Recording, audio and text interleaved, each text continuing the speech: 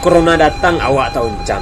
Sejak virus corona ko datang, seluruh dunia kena sarang. Baribu nyawa alah malayang. Jo dokter pun banyak nan bapulang. Innalillahi wa inna ilaihi rajiun.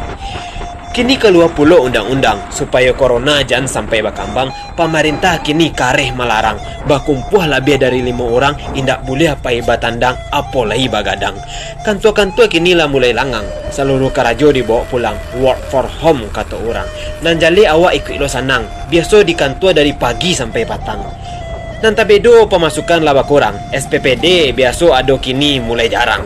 Karena anggaran distruktur ulang. Siapkan mental, siap pada dalam utang. Biasanya tiok sabanta awak diundang. Judulnya konsultasi atau musrembang. Tentu saja pai jo kapatabang. Nginapnya di hotel berbintang. Agi.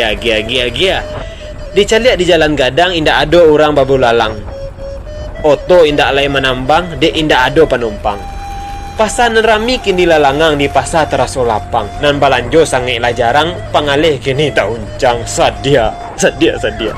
Dek sekolah libur panjang taraga karena Minang parantau indak bisa pulang jalan ke kampung halah bapalang ondeh. Pak RT lah bingung surang orang rantau banyak ke pulang. Dek rajo nan kadatang aturan indak boleh ditantang, wajib karantina bagi pendatang. Iduit raso dalam kandang bakurang di rumah surang-surang. Panik menungkuit menilantang sekali-sekali tapaso mangangkang. Kok kabatamu jo orang masker harus dipasang ditutui segala nambah lubang. Lubang hidung sarato lubang arang cuma cie lubang balakang. Inyoh alah tatutui surang. Dek baya acok barang-barang, dek nayaknyo harago barang. Piti balanjo indak sadang, sakete tak bawa pulang.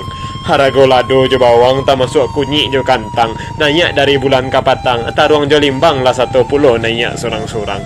Dulu marokok sabana kancang, dulu bungkui sabatang lindang. Kini lah jauh berkurang. Allah membali sabatang batang, kadang-kadang bali bautang. Ondeh mande. Kapalodun sana di Ranah Minang. Kapadodun sana di Ranah Minang, rajin berdoa jo sembayang. Boleh capek corona kota bang, biar hidup kita kembali tanah.